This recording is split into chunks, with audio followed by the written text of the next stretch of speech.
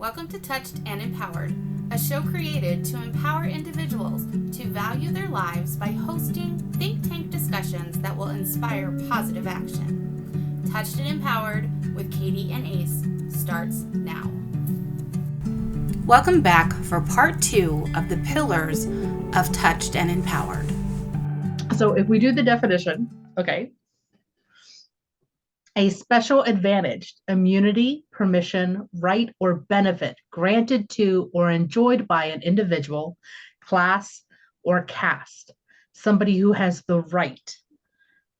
Someone who has an advantage, immunity, or right held to the prerogative of status or rank, or exercise to be exclusive or determined. I can't English. I'm sorry. It's determinant of others. Principle of granting or maintaining a special right or immunity. So let's talk about that, because I feel like that's something that's really important to understand, ladies and gentlemen. I got to ask you, Katie. So when we think about people of privilege.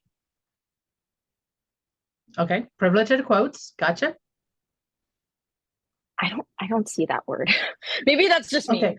Like my thought, and this is just my thought process. Okay. For me, people of privilege, and I know this is probably going to ruffle some feathers. People who live in Beverly Hills, people who live in mansions, people who have 6-figure incomes, people who seem to have everything available to them and not have to work hard for it. And I know that that is just appearance. I know that is just a perception of what the definition that I grew up with. Gotcha.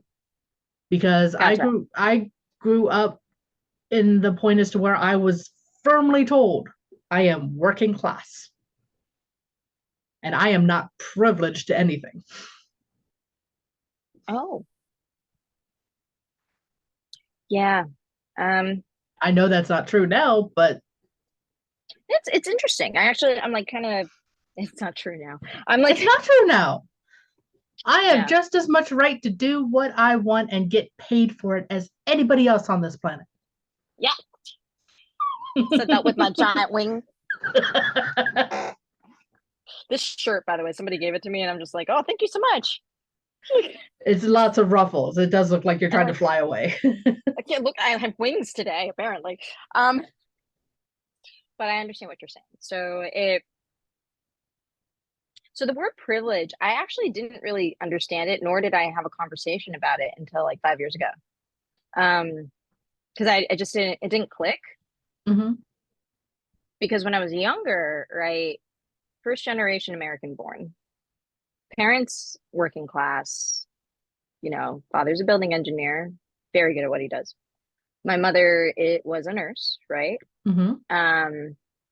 They thought I could be a nurse, and I was like, those poor patients, and how many times I'm going to needle them before I get their blood? Like, no, it's not going to work. Okay. Then I thought about being a teacher because that's what I knew, right? Right. But I never understood what privilege meant. I thought there's something there. I'm going to go get it. And that's all I thought. Makes sense. Right. Thank you. So when I was sitting at this, I was actually sitting with Neil Strauss, who is the author of The Game and the Truth. We could put his bio below. I highly recommend The Truth to anybody who's going through a rough time in any part of their life, especially after breakups. Very great book. He's also a really good friend of Orlando Bloom's, and they have a good dialogue in the book.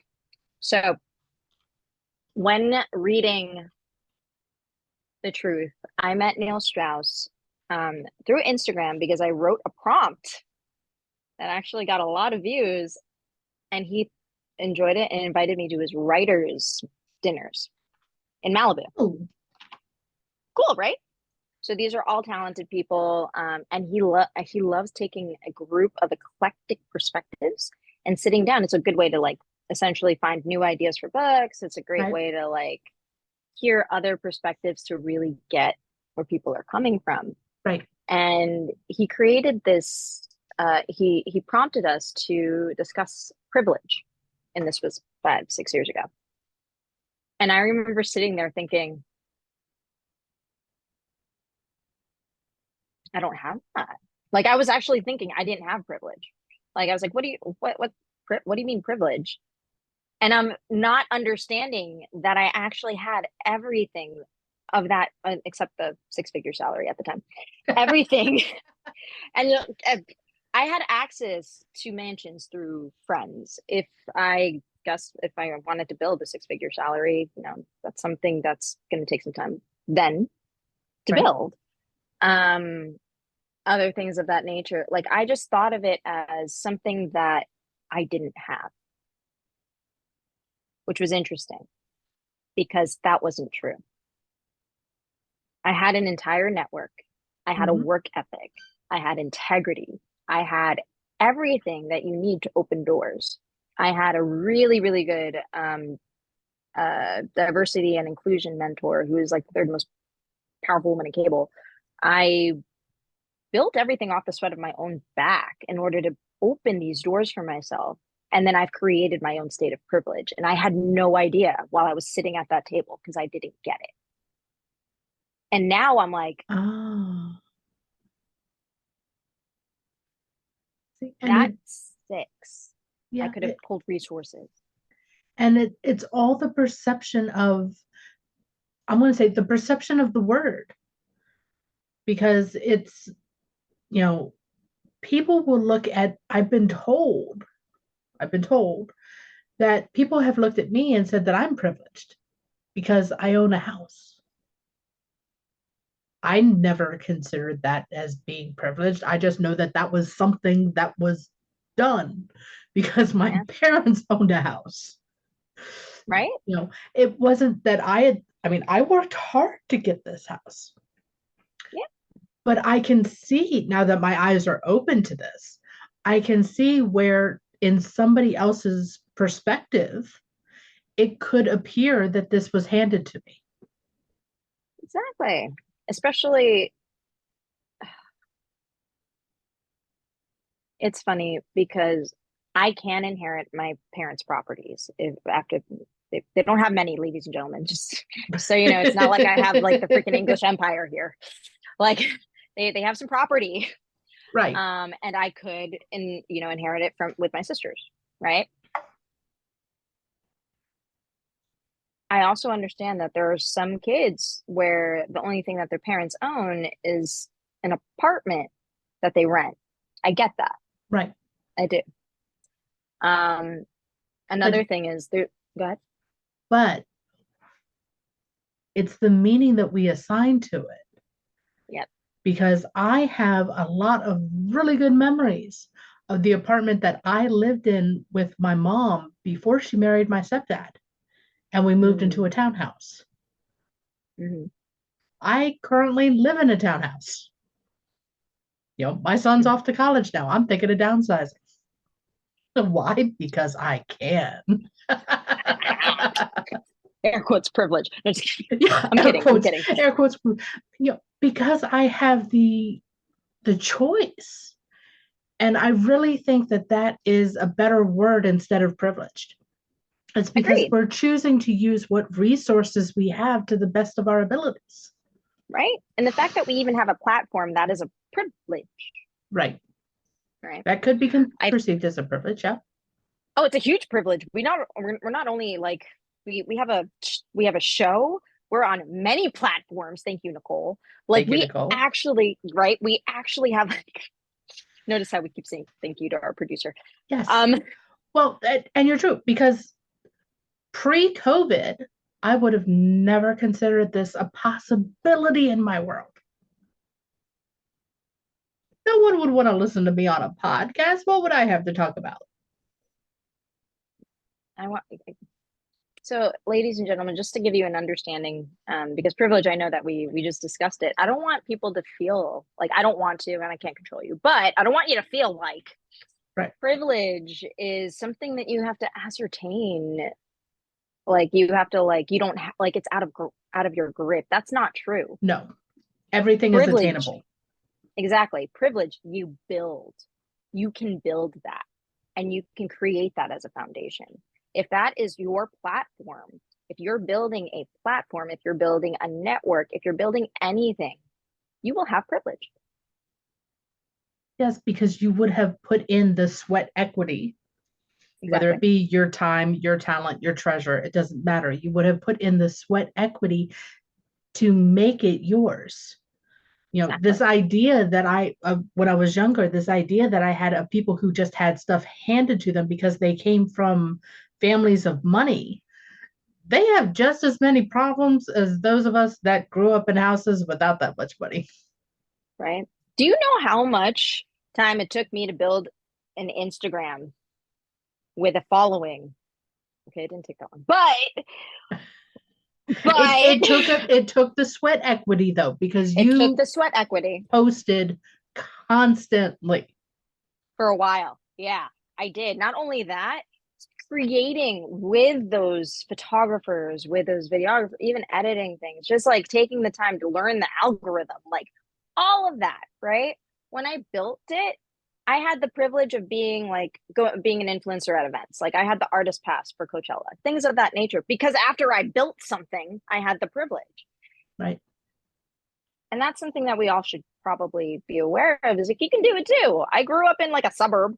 My parents are, they told me that they moved to this area. We were driving past it in New Jersey one day, and they were like, "We moved to this area when we first got here." I'm like, "Oh, was it safe?" They're like, "No, it wasn't safe. It really was not safe. No, it was not a safe place." And I started laughing as we're driving, and I'm just like, "See, we can build our privilege." Like, absolutely, you can field of dreams. If you build it, they will come. You build your purpose, your choices, your actions. All of this feeds into your soul, and others will recognize that, and that's what grants you access. And I'm saying access instead of privilege, because it's a privilege to be invited, whether or not you show up. But it's still, you have to have access, and you can't have access if you haven't done the work to get there. Exactly. Especially like, all right. So, ladies and gentlemen, I was invited to an event.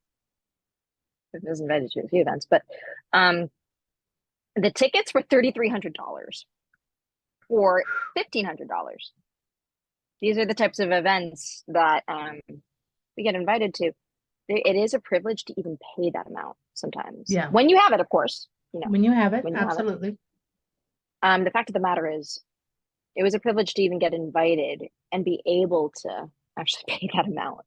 Otherwise, they don't invite you. Yeah, sometimes just getting the invitation is honor enough. It's like the honor of being nominated for something, the honor of being invited to something. I was invited to speak on a summit to help support authors because I am a published author. Mm-hmm. I never considered that anything significant because they're all compilation books, are best-selling, 3 international best-selling books, 4 something. I can't keep track. See, we do that. Do you see, that's a privilege. You know how many people are like, I can't wait to write my book and then be a best-selling author. I literally remember when I first became a best-selling author, and I went, wow, we take that for granted. Oh my gosh. No one has that opportunity. And I'm not trying to belittle it or anything, but I've worked with some great collaborating authors on these books, and the people who helped produce them and publish them and market them did a fantastic job. And the fact that I am now being invited to speak to help support people who want to be authors because I've been there, done that. I mean, that is an honor that I am surprised that I was asked, and I'm still surprised that I was asked. And I figure out something to say when I get there tomorrow. Yay. Well, that's funny. So yeah, it's like if being asked these opportunities are amazing. Sometimes, all right, another thing, because I don't know about you, but I feel like FOMO guilt sometimes when I can't say yes to like opportunities. I Yes, but I'm remember, changing my definition. okay, yes, yes. There was this, there were two opportunities that I actually couldn't commit to. And one of them I have to tell today. So it's like it is still I do appreciate when people still give me the opportunities and I'm grateful. Sometimes it's not the best deal for me. Right. And that's okay. Like if it's something where I find that it's an aligned fit, awesome. But sometimes it's not, and that's okay. It's still an You can honor say to no. be asked. Absolutely. Exactly. It's very appreciated to be asked, and it's nice. There was this weird Instagram post that I saw once about how like if you pass on something, like it just means you're better than the opportunity. I'm like, no, that's not the reason ever. No, So no, you whoever, don't pass on opportunities because you're better than that. That's that's not a victim mentality. That's a I gotta stick on my ass mentality. I'm yes, I sorry. like the candidness of I'm that. not sorry, but that's the truth. I mean, You don't have to be I'm sorry. You yeah, don't have to sorry, be not sorry. sorry. No, I'm not sorry because Yeah. for somebody to turn down the opportunity to speak, it's turned down for a couple different reasons, and it could be anything from time commitment to availability to it not being in alignment, Yeah. and then the people who think they're holier than thou. I've had instances where people were invited to speak on the suicide prevention show, committed to speaking, and then not show up. So, as we were mentioning, thank This you, is Katie, for sharing why that. you always acknowledge when you're invited to do something, even if you're not in alignment with it. Acknowledge and say thank you, but no thank you. Exactly. Especially, all right. So, I'm gonna say, if somebody offers me something, right, I will be grateful. Sometimes it's an alignment. Sometimes it's not. Sometimes I do get offended when people get mad at me for not agreeing to something that I don't want. Well, Everyone has their own world. yes. And it's a matter of priority and values. Like, what are your values? What are your priorities? If your priority and value is fame and, I don't know, like money grabs, I'm not happy. Not my thing. Right. Not my thing. Making a quick buck is not your thing. No. See what I meant by we build it, right? Yeah. Because then you can trust the income too. Like I can trust True. when like the money's gonna come after I build the thing. But that's the other thing. So the point of the matter is, when it comes to priorities and values, you can tell, especially if the timing is off. If somebody calls you and you're busy, Yep. and you have something that is like, this is top priority and value for my life. Chances are the other thing It's not. isn't. Yeah, and you have to choose. And it's gotten really easy for me to choose as the years have gone on, just because one, you get to know yourself. You get to know Yeah. what you're willing to sacrifice and what you're not. And then you're also willing to figure out what's not like good for you. You'll feel it. And it's a combination of feeling it and sticking to your boundaries. Yeah, not everyone can do that. Yeah, and that's something that I'm still working on, sticking to my boundaries. I'm still working on it. We're both still working on it. Both, yeah. We are works in progress, and that is okay, because one of the things is that that's the joy of learning. Learning what feels right, what feels off when it comes to invitations to speak on other podcasts or to speak on summits or to participate in events, as you were invited to. It really is learning as to what sits well with us versus what feels off. Yeah. And the thing is, like, you'll know, like, if you're trusting that internal, like, hey, let's do this. Shit, I don't want to do that. Yeah. But I might have to. That's the issue with this is also where we're going to tie it right back into our 4 pillars. Mhm. Right. Authenticity, sincerity, dignity, and Felicity. felicity. Sorry, I was just enjoying the word. Felicitatiously. I don't know if that's how you say it with an adjective. I don't know either, we'll but it find out. sounded good. Right? I was like, it's like saying like not it's Norwegian. Norwegian's so cool. Not Norway, but We're just gonna make up our own words. It's okay. it's okay. You'll understand. As long as we get the definitions, we're good. Right? But for instance, these podcasts, we've designated specific times to be here and speak, and we've consistently done that. Especially with our interviewees, interviewers, together, co-hosts, whatnot. We've committed to that, right? Yes, absolutely. Anything that could try to get in the way of that, which is really interesting. A lot of things haven't, which is cool. Yeah, I think there were like 1 or 2 times where something outside of our control intervened and said, "You're not recording today." And you know what? Power outage, storms, but that's okay. A hurricane. Hurricane. That's a hurricane earthquake, I'm guessing. Yes, that's what we had. We had that here. We had a hurricane. You know that, like, the thing that was going off crazy, like everyone was like, "Oh my goodness, there's a hurricane hitting California," and then the next day it was sunny. But we did have an earthquake and we did have rain, so that was real at the same time. That was a hurricane. Wow. Okay. New word. Hurricane. Yes. But it was really interesting because regardless, we had so many episodes ready.